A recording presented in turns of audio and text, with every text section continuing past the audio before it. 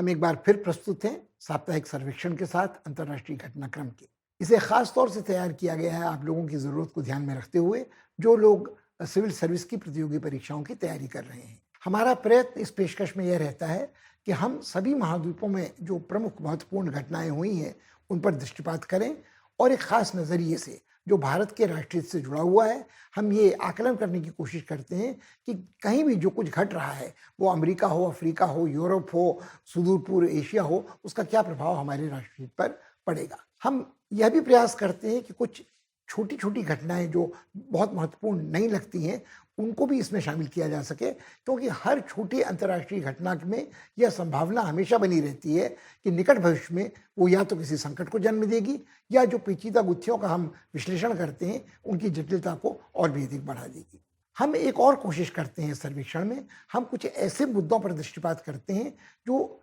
सरसरी निगाह डालने पर तत्कालिक महत्व के नहीं नजर आते हैं, मगर इनका दूरगामी परिणाम उस सारे घटनाक्रम पर अनिवार्यतः पड़ता है जिसका चर्चा हम इस कार्यक्रम में आपके साथ करते हैं। मसलन मौसम का बदलाव हो, कोविड वैश्विक महामारी का प्रकोप हो, उसकी चपेट में आने वाले देशों की अर्थव्यवस्था का तहस नहस होना हो, सामाजिक जीवन में असंतुलन पैदा होना हो, ये सारी घटनाएं ऐसी हैं जिनको जानना हमारे लिए बेहद महत्वपूर्ण है। कुछ और ऐसी चीज़ें हैं जो लंबे अरसे तक चली आती हैं, ऐसा लगता है कि बार बार दोहरा रही हैं, मगर हर बार उस दोहराव में कोई नया तत्व, एक नई अंतर्दृष्टि देखने की संभावना बची रहती है। चाहे वो गृह युद्ध हो अफ्रीका के देशों में, चाहे वो राजनीतिक असंतुलन हो, असमंजस हो दक्षिण पूर्व एशिया में या दक्षिण अमेरिकी महाद्वीप में, ये सारी जो बातें हैं आपके उपयोग की हैं और हमारा प्रयत्न यह रहता है कि इन्हें हम रोचक तरीके से आपके सामने प्रस्तुत कर सकें। तो देर किस बात की, हम लोग चलें अपनी जानकारी के सफ़र पर।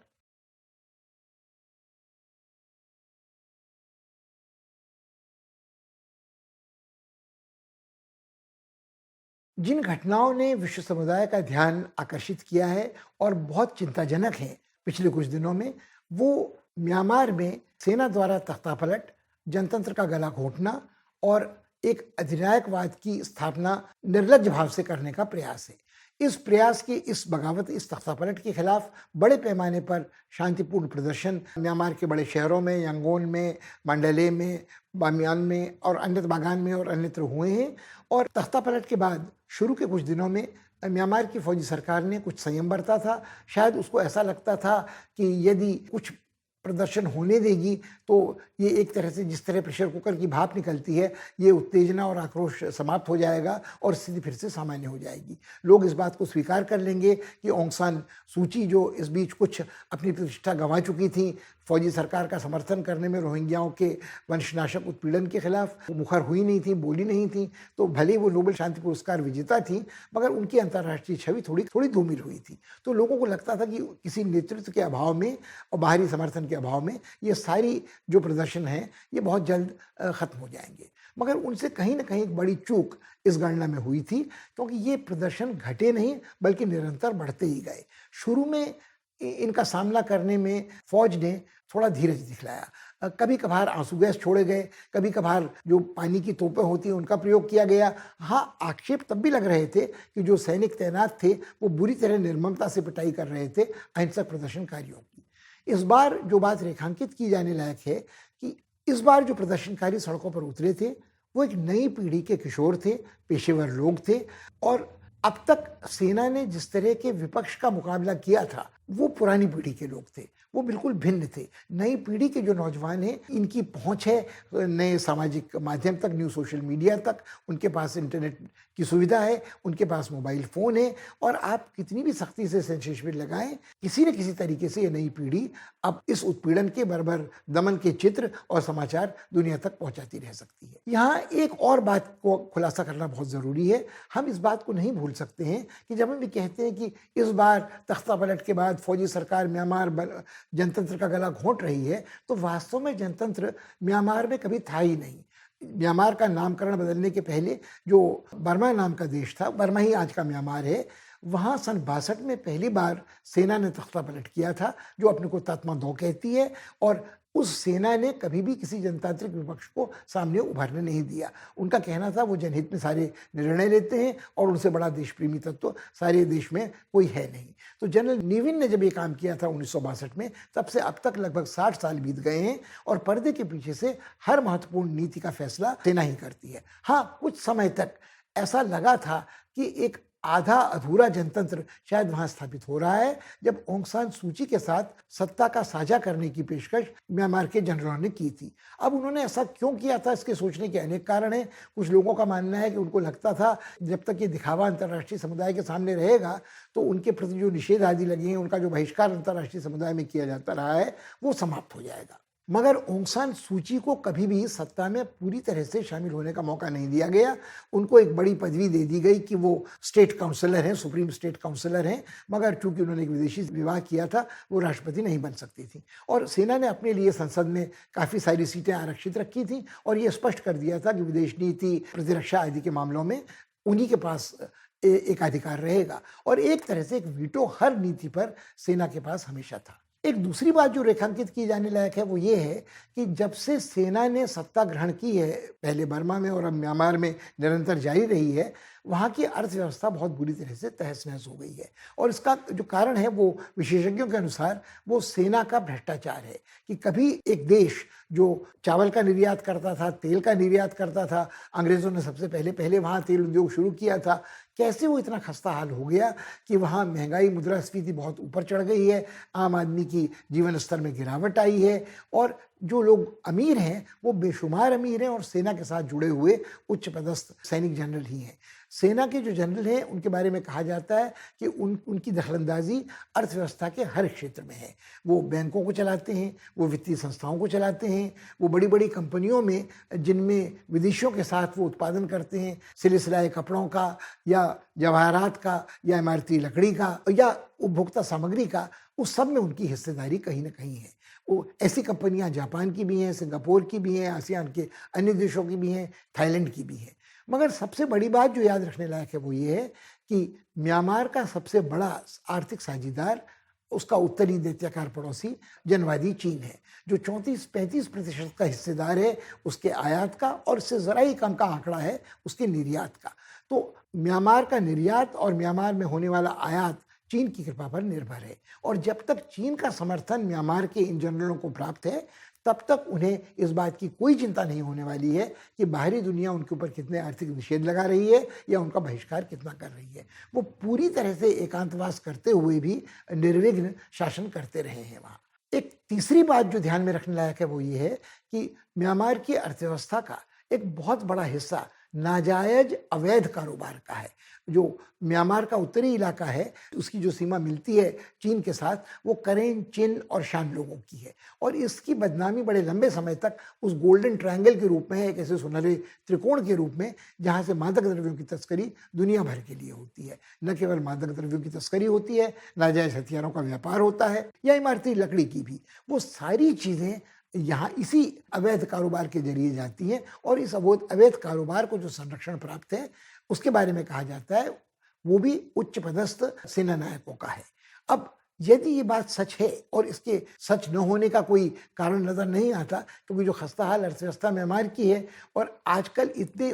आंदोलनों के बावजूद यदि कोई एक क्षेत्र लाभ उठा रहा है तो वो यातायात वाला है और इस अवैध तस्करी वाला है, जिन्हें जो ट्रक वाहकों ने अपना किराया कई गुना बढ़ा दिया है। मगर यदि ये ट्रक अभी भी आ जा रहे हैं तो कहीं ना कहीं कुछ न कुछ ये अवैध कारोबार चल रहा है। जो लोग आंदोलन कर रहे हैं उन्होंने इस बार ये धमकी दी है कि वो एक आम हड़ताल कर देंगे। ऐसी हड़ताल 1 दिन 2 दिन की हुई भी है, बैंक कर्मचारियों की या फैक्ट्रियों कर्मचारियों की, उनका बर्बरता से दमन हुआ है। मगर यदि ये होता है तो कहीं ना कहीं जनरलों को इस बात को स्वीकार करना पड़ेगा कि पूरी अर्थव्यवस्था यदि ध्वस्त होगी तो उनकी अपनी स्थिति, आर्थिक स्थिति भी कमज़ोर होगी। उनकी जेब में, उनके खाते में जो पैसा जाता है वो अनवरत अबाध रूप से नहीं जा पाएगा। जो बात सबसे चिंताजनक है, अब जब दमन का रूप थोड़ा बर्बर हुआ, जब उन्हें लगा कि उनका तख्ता डावाडोल है, तो उन्होंने कुछ ऐसे सदे निशानेबाज ऊंची इमारतों में बैठाए जिन्हें अंग्रेजी में स्नाइपर कहते हैं, अहिंसक प्रदर्शनकारियों को, किशोर प्रदर्शनकारियों को मारने के लिए सीधे सर पर गोलियां चला रहे थे। और जो सैनिक ज़मीन पर भी तैनात थे, वो भी मारने को ही गोलियां चला रहे थे, वरना इतने बड़े पैमाने पर प्रदर्शनकारी मारे नहीं जाते। पिछले 2 महीनों में लगभग 2000 से अधिक लोग गिरफ्तार किए गए हैं, जिनके ऊपर आरोप लगाए भी नहीं गए हैं, जिनको वकीलों से मिलने नहीं दिया जाता। उनके परिवार वालों को पता नहीं कि उनके साथ क्या हो रहा है, किस तरह का अत्याचार यंत्रणा उन्हें दी जा रही है। और जो किशोर और जो नौजवान सड़कों पे उतरे हैं, वो अपने हाथों पर लिखते हैं अपना ब्लड ग्रुप, लिखते हैं अपने परिवार वालों का टेलीफोन नंबर, ताकि यदि वो हताहत हो जाएं तो उनके परिवार वालों को या शुभचिंतकों को उनके बारे में कोई सूचना मिल सके। ऐसा नहीं लगता कि कोई भी बदलाव आने वाला है म्यांमार की सेना की इस नीति में बर्बर, निर्मम उत्पीड़न और दमन की। लोग याद कर रहे हैं अगस्त 1988 की यादें, जो 888 कहलाता था, कि 8 वर्ष के 8वें महीने के 8वें दिन 88 के साल में बर्बर दमन इसी प्रकार विद्रोहियों का, आंदोलनकारियों का, शांतिपूर्ण आंदोलनकारियों का फौजी हुंटा ने किया था और उस समय लगभग 3000 लोग मारे गए थे। आज ये कल्पना करना कठिन है कि ये संख्या मारे जाने वालों की यहाँ तक पहुँच सकती है, क्योंकि इस बार तेवर, सर पर कफन बांध कर उतरे नौजवानों के जो हैं, वो मरने मारने को आमादा हैं और आर पार की लड़ाई लड़ने को भी। जो चिंता का विषय है वो ये है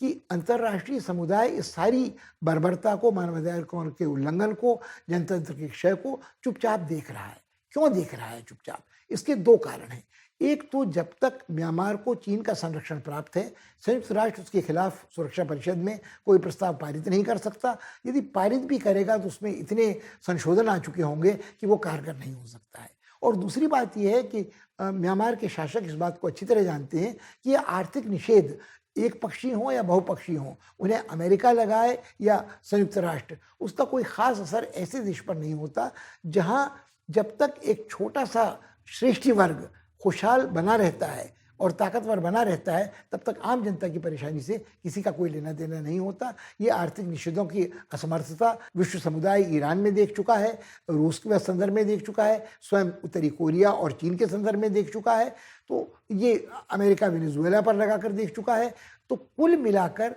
इस बात की संभावना नहीं जान पड़ती कि स्थिति म्यांमार में निकट भविष्य में बदलने वाली है। भारत के लिए ये चिंता का विषय है, क्योंकि म्यांमार सिर्फ हमारा निकटस्थ पड़ोसी नहीं है, उसके साथ जो हमारी सीमा है वो हमारे 4 संवेदनशील सामरिक दृष्टि से पूर्वोत्तरी राज्यों से मिली हुई है, अरुणाचल से, मिजोरम से, मणिपुर से और नागालैंड से। और हमारी सीमा जो म्यांमार के साथ है वो समुद्री सीमा भी काफ़ी बड़ी है। और म्यांमार का सीधे एक जुड़ा हुआ पड़ोसी है बांग्लादेश, जिसके साथ हमारी 4000 किलोमीटर से लंबी सीमा है। और म्यांमार से रोहिंग्याओं के उत्पीड़न के बाद लाखों की तादाद में 10 लाख से अधिक शरणार्थी तो बांग्लादेश में हैं और 5-6 लाख शरणार्थी उस रास्ते बहकर भारत तक आ चुके हैं लावा की तरह। तो मुझे लगता है कि भारत के लिए चिंताजनक विषय है कि यदि म्यांमार की स्थिति अस्थिर होती है तो उसका क्या प्रभाव हमारे सामरिक हितों पर पड़ेगा। अब तक भारत अपने राष्ट्रहित को देखते हुए, और ये राष्ट्रहित का एक पहलू था, जो पूर्वोत्तरी राज्यों में बगावत है, सशस्त्र हिंसक बगावत है,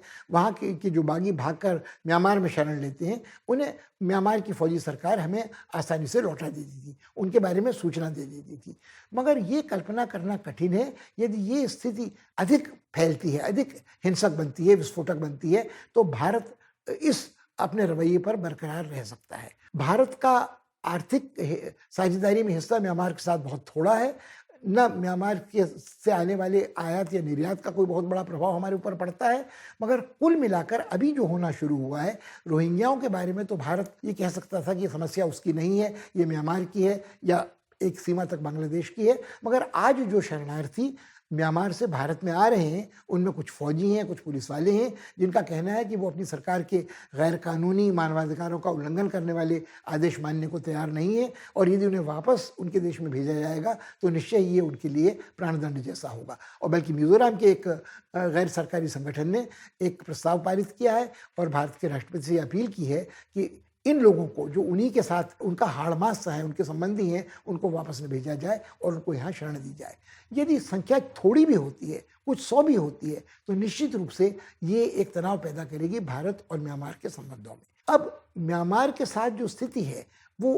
भले ही चीन पर निर्भर है, और जब तक चीन की सरकार उसे समर्थन दे रही है तो चीन ये चाहेगा कि भारत के लिए यहाँ कोई स्थान शेष न रहे। जो वो जहरीले मोतियों की माला पहनाने की कोशिश कर रहा है, उसमें एक बड़ी सफलता उसे म्यांमार में मिल जाएगी। तो भारत के लिए एक तनी रस्सी पर कलाबाज की तरह एक संतुलन बनाने का सवाल होगा कि वो न तो म्यांमार की वर्तमान सरकार को एक अचानक नाराज करे और न ही एक बार फिर उन आंदोलनकारियों को निराश करे, जैसा पहले भारत से ऑंग सान सू जी जब आंदोलन करती थी, उनको ये निराशा रही थी कि भले ही वो महात्मा गांधी से प्रेरित थी, भले ही उनकी माँ उनके देश की राजदूत भारत में रही थी, उनकी पढ़ाई लिखाई दिल्ली में हुई थी, मगर भारत ने उन्हें मौखिक समर्थन देने में भी हिचकिचाहट दिखाई थी। तो यदि सत्ता परिवर्तन होता है देर सवेर म्यांमार में, तो भारत के लिए ये ज़रूरी है कि वो उन लोगों के प्रति भी सद्भाव, सहानुभूति दर्शाए जो आज त्रस्त हैं, और कहीं न कहीं जो अति यथार्थवादी सोच भारत का है म्यांमार के प्रति, अपने सामरिक हितों के प्रति, उस पर भी नज़र रखें। एक और घटना ऐसी है जिस पर गंभीरता से विचार किया जाना चाहिए और जो भारत के हितों में, दीर्घकालीन हितों में काफ़ी महत्वपूर्ण है। वो है क्वाड नामक संस्था का 4 राष्ट्रों के एक समूह का पहला शिखर सम्मेलन। यह शिखर सम्मेलन डिजिटल माध्यम से वर्चुअल तरीके से हुआ, मगर ये पहला मौका था जिसमें भारत के प्रधानमंत्री ने साक्षात्कार किया नवनिर्वाचित अमेरिकी राष्ट्रपति का और एक दूसरे से परिचित होने की एक इस मंच ने उनको सुविधा दी। मगर जो बात सबसे महत्वपूर्ण है कि ये मंच जो क्वाड है, जो संक्षेप है क्वाड्रिलेटरल का, एक संवाद का एक ऐसा जरिया था जिसकी स्थापना, जिसकी शुरुआत की थी जापान के शिंजो एबे ने। और उनका प्रयास ये था कि चीन के जो आक्रामक विस्तारवादी अभियान हैं, वो उत्तरी एशिया में हों, दक्षिणी चीनी सागर में हों, प्रशांत क्षेत्र में हों, उनका मुकाबला किया जा सके। तो उनको लगता था कि अमेरिका की दिलचस्पी अब अपनी छत्रछाया, सामरिक छत्रछाया बनाए रखने की जापान पर नहीं है, तो वो ऐसे राष्ट्रों का एक गुट बनाना चाहते थे जो जिनके हित आपस में उनका संयोग चीन के साथ प्रतिस्पर्धा के कारण होता हो। संगठन ने कोई खास काम नहीं किया सिवाय कुछ राहत के काम में भागीदारी के जब सुनामी हुई थी। इसका सबसे बड़ा कारण ये था कि ऑस्ट्रेलिया के तत्कालीन प्रधानमंत्री इस बात के लिए कतई तैयार नहीं थे कि इस समूह में साझेदारी के कारण वो चीन के साथ अपने संबंधों में बिगाड़ करें। तब से अब तक अंतर्राष्ट्रीय घटनाक्रम में बहुत परिवर्तन आ चुका है। सत्ता परिवर्तन के बाद ऑस्ट्रेलिया ने अपने संबंध जो काफ़ी घनिष्ठ थे चीन के साथ, उसके बावजूद उनके मन में आशंका पैदा हो गई है कि चीन जिस तरह की घुसपैठ वहाँ की न केवल अर्थव्यवस्था में बल्कि राजनीति और सामाजिक जीवन में कर रहे हैं, वो उसके सामरिक हितों के लिए नुकसानदेह है। उन्होंने चीन के आक्रामक विस्तारवाद की भर्त्सना की है, मानवाधिकारों के उल्लंघन की निंदा की है, हांगकांग वालों को शरण देने की पेशकश की है जो आंदोलनकारी थे, और जो मानवाधिकारों का उल्लंघन चीन कर रहा है सिंकियांग प्रांत में उइगर मुसलमानों का, उसकी भी निंदा की है। तो एक तरह से ऑस्ट्रेलिया के संबंध आज चीन के साथ काफ़ी तनावपूर्ण है। इसका खामियाजा भी उनको भुगतना पड़ रहा है। चीन ने उनके ऊपर कुछ प्रतिबंध लगाए हैं आयात निर्यात को लेकर, जिसका जवाब ऑस्ट्रेलिया ने दिया है। ये देखने लायक होगा कि कितने समय तक ये मुठभेड़, निरंतर आर्थिक मुठभेड़ कम से कम जारी रह सकती है। एक प्रश्न ये भी उठता है कि जो शिंजो एबे के उत्तराधिकारी हैं सुगो साहब, क्या वो उतने ही करिश्माई व्यक्तित्व के धनी हैं? क्या वो अपने देश के सभी लोगों को इस बात के लिए राजी कर सकेंगे कि जापान के जो सामरिक हित हैं वो इस 4 पक्षीय संवाद या इस शिखर सम्मेलन की जो प्रस्तावना है उसके साथ ही सबसे अच्छी तरह संपादित हो सकते हैं? कई बार लोगों को लगता है कि कुल मिलाकर चीन के मन में जो एक महत्वाकांक्षा है कि वो सब अपने बिछड़े प्रांतों को फिर से मिला ले, जिनमें ताइवान सबसे प्रमुख है। तो हाल के दिनों में कई बार उन्होंने अतिक्रमण किया है, अंतर्राष्ट्रीय सीमाओं का एक दबाव बनाने की कोशिश की है ताइवान पर, और ताइवान के राजनीतिक दलों में कम से कम एक दल ऐसा है जो चीन के साथ पुनः एकीकरण का समर्थन करता रहा है। वर्तमान सरकार इसका विरोध करती है, मगर कुल मिलाकर चीन इस कोशिश में लगा हुआ है कि जहाँ तक उसको लाभ हो तब तक तो वो अंतर्राष्ट्रीय कानून का पालन करे, अन्यथा वो उसको नकार ले और अपनी मनमानी, जिसकी लाठी उसकी भैंस वाली परंपरा में करता रहे। अब इस बार जो शिखर सम्मेलन हुआ उसमें अमेरिकियों ने 2 बातें बिल्कुल स्पष्ट कर दी। उन्होंने एक तो ये बिल्कुल स्पष्ट कर दिया कि वो उम्मीद करते हैं कि जो ये प्रशांत क्षेत्र है, जिसको वो राष्ट्रपति ट्रंप के काल से ही हिंद प्रशांत क्षेत्र कहा जाता रहा है, उसमें एक प्रमुख भूमिका चीन को संतुलित करने की भारत को होगी। और भारत की जिस तरह की सैनिक मुठभेड़ गलवान की घाटी में, लद्दाख के क्षेत्र में और अन्यत्र, कहीं कभी सिक्किम भूटान सरहद पर तो कभी अरुणाचल में चीन के साथ हुई है, उसको देखते हुए लगता है कि भारत भी अब इस मामले में सतर्क है कि बहुत समय तक यदि वो संकोच बरतेगा चीन का मुकाबला करने में, तो उसका नुकसान उसे होगा। इस शिखर सम्मेलन में अमेरिका ने सब बातें मुंहफट तरीके से दो टूक कहीं। जो अमेरिकी राष्ट्रपति थे, उनके साथ जो प्रतिनिधिमंडल था, उन लोगों ने स्पष्ट कहा कि हम चाहते हैं कि अंतर्राष्ट्रीय मंच पर, अंतर्राष्ट्रीय समुदाय में कोई भी देश ऐसा नहीं हो जो अंतर्राष्ट्रीय कानून का पालन न करता हो, जो राजनयिक के नियमों विनियमों के अनुसार काम न करता हो, जो मानवाधिकारों का हनन करता हो, जो जनतंत्र के खिलाफ हो और जिसके जो सैनिक मंसूबे हैं वो चिंताजनक हों। वो इशारा साफ था कि हांगकांग में जिस तरह से जनतंत्र का गला घोटा गया था, शांतिपूर्ण प्रदर्शनकारियों का दमन हुआ था, या जिस तरह का वंशनाशक नीतियों का आक्षेप चीन के ऊपर और मुसलमानों के खिलाफ लगाया जाता रहा सिंकियांग में, और या उसके अलावा जो चीन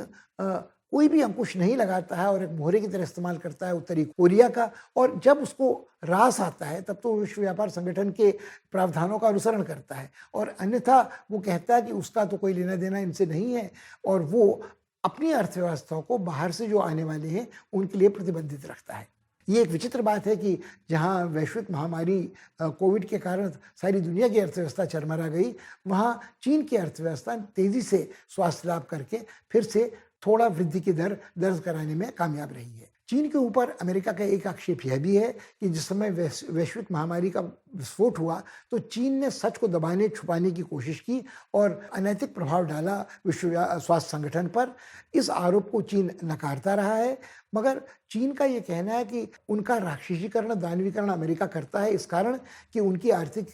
प्रगति बहुत तेज़ है और निकट भविष्य में ही वो अमेरिका की अर्थव्यवस्था को पछाड़ सकते हैं। अमेरिका की निर्भरता चीन की अर्थव्यवस्था पर बड़ी सीमा तक बनी हुई है, जिसे अंग्रेजी में सप्लाई चेन कहते हैं। कई बड़ी अमेरिकी कंपनियों का स्वास्थ्य और मुनाफा इस बात पर निर्भर करता है कि चीन से जो पूरक सामग्री उनके पास आती है वो उनको निरंतर मिलती रहे। कई बड़ी अमेरिकन कंपनियों ने अपनी इकाइयाँ चीन में स्थापित भी की हैं। जब चीन और अमेरिका के बीच में वाणिज्य युद्ध ट्रंप के काल में चला था तो एक बार कुछ लोगों ने आशा प्रकट की थी, या आशा कही या अभिलाषा, कि चीन से अमेरिकी कंपनियां उठकर या तो भारत में आ जाएंगी या थाईलैंड, सिंगापुर आदि चली जाएंगी। ऐसा कहीं कुछ हुआ नहीं, एक आध कंपनी ने ही ऐसा किया। अब ये सारी बातें जो हैं अमेरिका ने बिल्कुल स्पष्ट कर दी कि चीन अंतर्राष्ट्रीय कानून का पालन नहीं करता है, चीन उद्दंड देश है, चीन की अर्थव्यवस्था दोहरे मानदंडों के अनुसार संचालित होती है, वहाँ जो राज्य का पूंजीवादी संस्करण है उसका कोई प्रभाव वहाँ के जनतांत्रिकरण पर नहीं पड़ा है। चीन जो आश्वासन देता है अंतर्राष्ट्रीय स्तर पर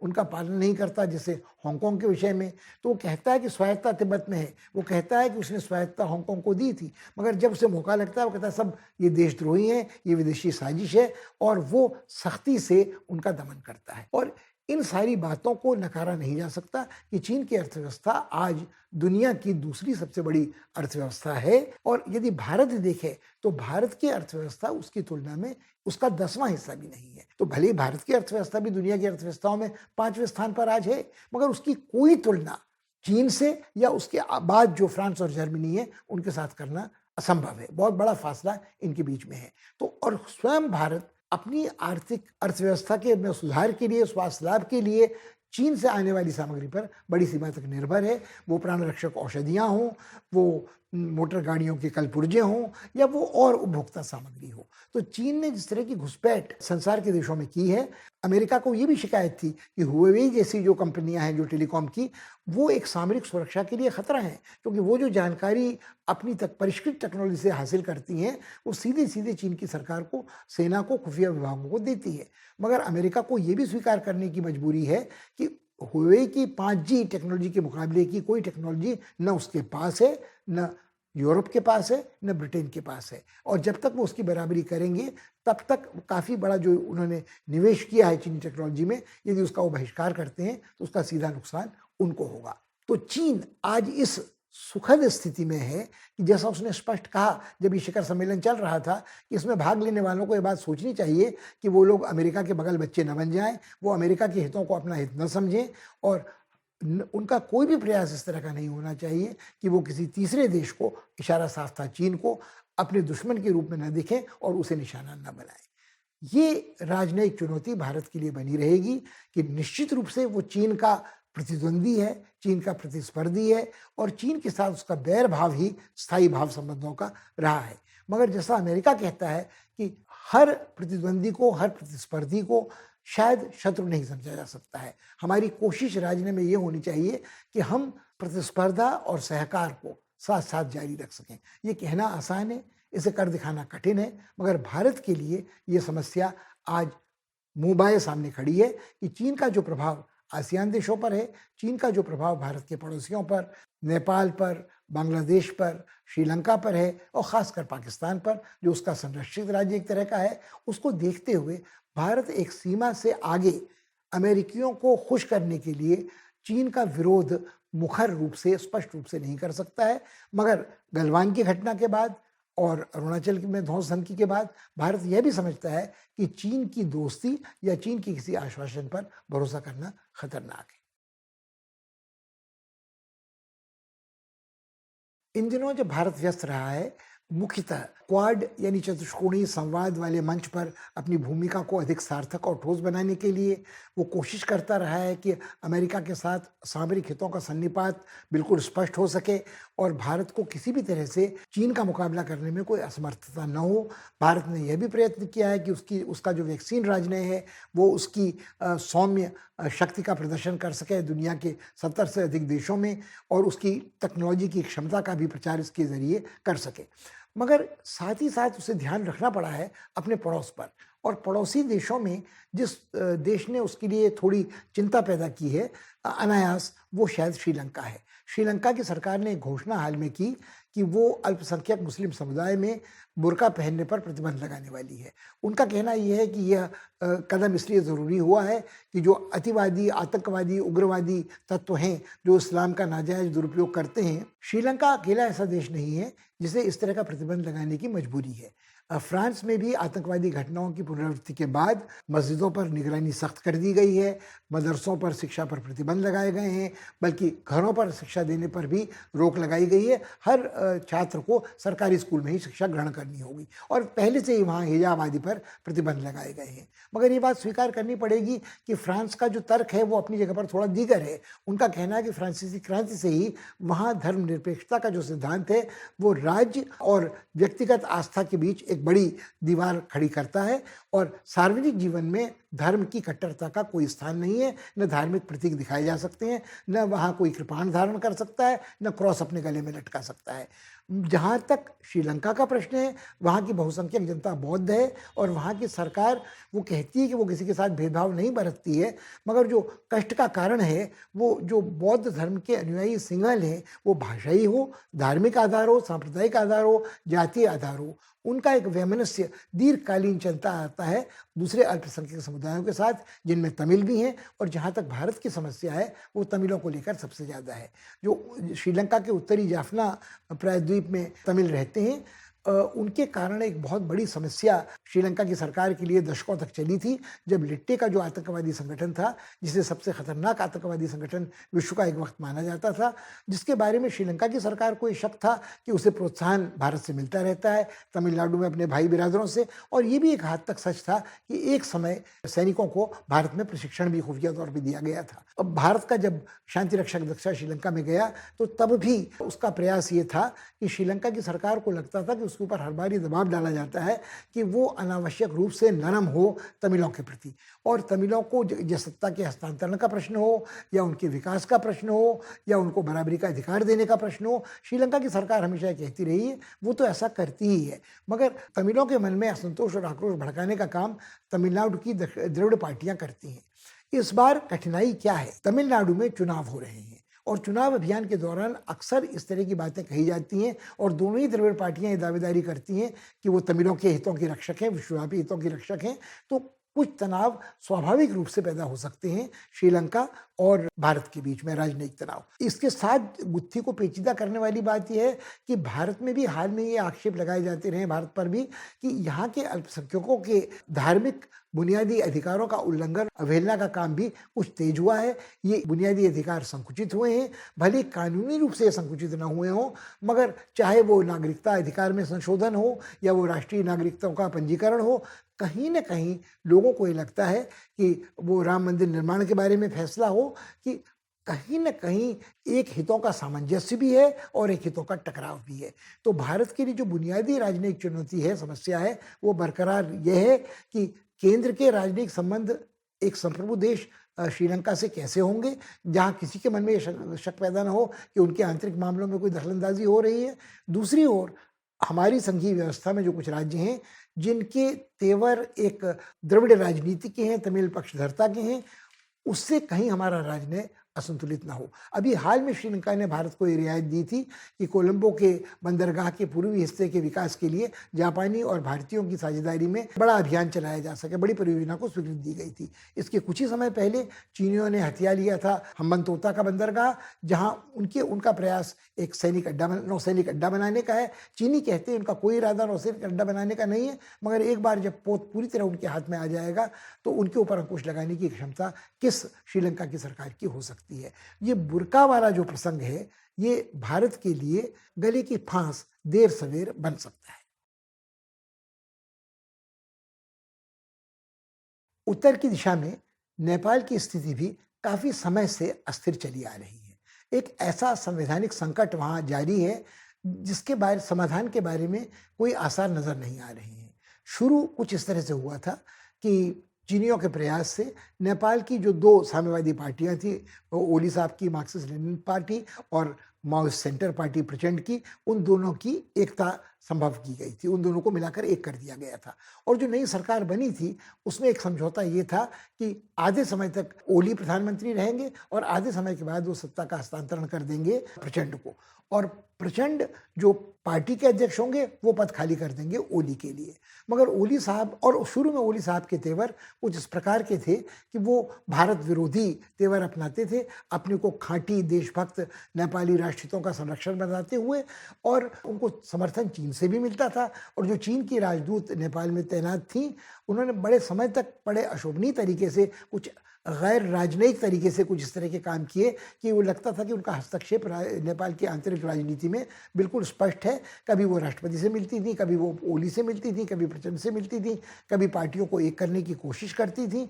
और इसके खिलाफ नेपाल की जनता में भी आक्रोश पैदा होना शुरू हो गया था। मगर भारत के पास कोई विकल्प नहीं था, भारत इस मामले में कुछ कर नहीं सकता था, क्योंकि कभी भारत पर भी आरोप लगाया जाता रहा है कि उसके राजनयिक वहाँ की आंतरिक राजनीति में हस्तक्षेप करते हैं। तो भारत ने बहुत दूरदर्शिता के साथ संयम का परिचय दिया। मगर आज स्थिति बदल चुकी है, जब तनाव समाप्त बढ़ता ही चला गया ओली और प्रचंड के बीच में, और ओली साहब ने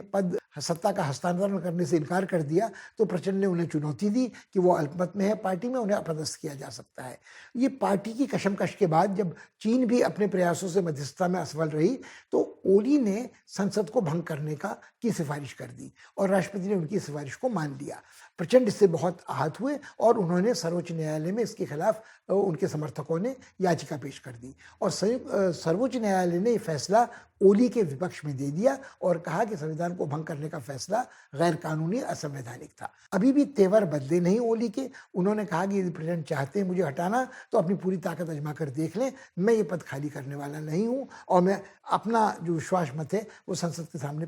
हासिल करके दिखा दूंगा उन्हें। मगर कुल मिलाकर उनके तेवरों में थोड़ा परिवर्तन आया है। जब उन्हें लगता है कि प्रचंड को चीन का समर्थन प्राप्त है, तो उन्होंने फिर भारत की तरफ थोड़ा नरम रुख अपनाने की कोशिश की है। भारत की समस्या ये है कि वो बिल्कुल भी, ओली साहब के तेवर कुछ भी हों, उनको समर्थन देने का या उनके पक्षधर होने का कोई भी प्रयास नहीं कर सकती है। कि पिछली बार जब मधेश में आंदोलन हुआ था तो भारत पर बारंबार ये आक्षेप लगाया गया था कि यह आंदोलन उसका भड़काया हुआ है, क्योंकि वो प्रकारांतर से नेपाल की राजनीति को प्रभावित करना चाहता है। नेपाल भारत का निकटस्थ पड़ोसी है, रोटी बेटी का संबंध है, जो बात सुनना नेपाल में बहुत लोग आज पसंद नहीं करते हैं उनको। वैसे ओली साहब आज ये भी कहने लगे हैं, उन्होंने अपना हिंदू संस्कार भी जागृत करना आरंभ कर दिया है कि राम की जन्मभूमि नेपाली है, सीता की जन्मभूमि नेपाली है, आदि आदि। मगर कुल मिलाकर ये सारी बातें सतही हैं। जो बात अधिक महत्वपूर्ण है वो सामरिक हितों की है कि क्या नेपाल की संवैधानिक संकट का समाधान यदि निकट भविष्य में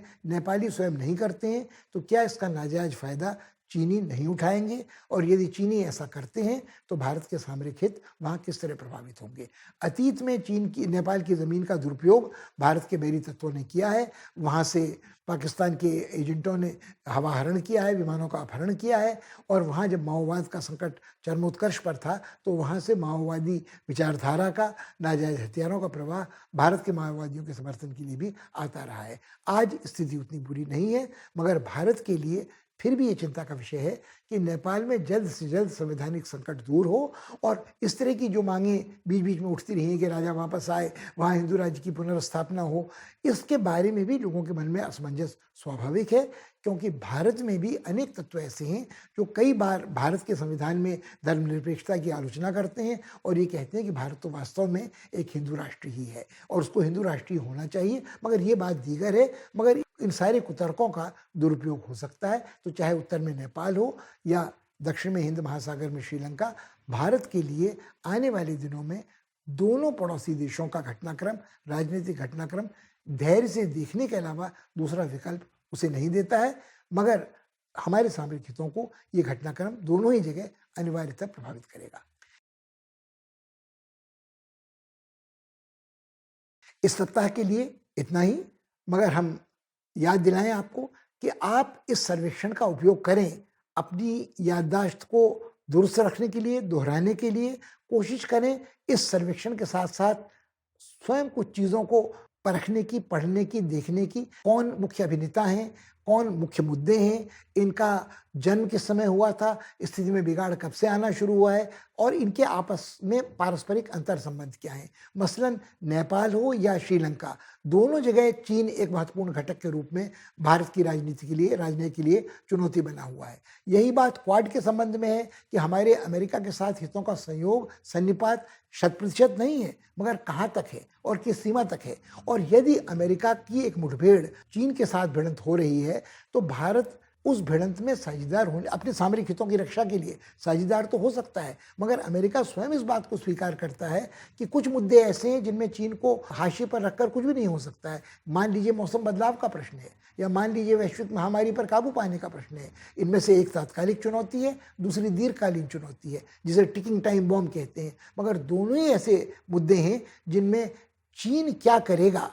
इसकी अनदेखी न अमेरिका कर सकता है, न भारत कर सकता है। इन बातों को ध्यान में रखें और अगली बार आपसे मुलाकात होगी। तब तक के लिए विदा लें। धन्यवाद।